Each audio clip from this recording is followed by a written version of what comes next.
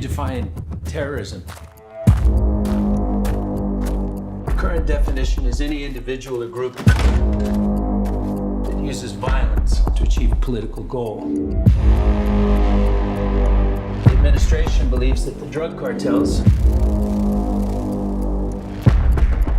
fit that definition.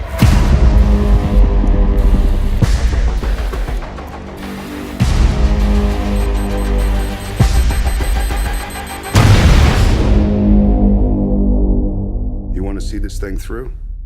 I'm gonna have to get dirty.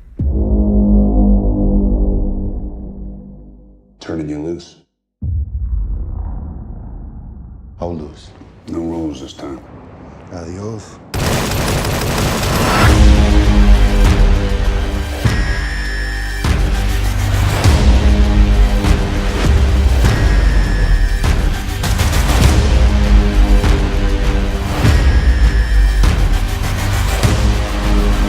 You're gonna help us start a war.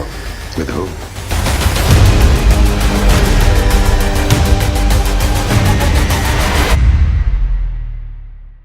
Everyone.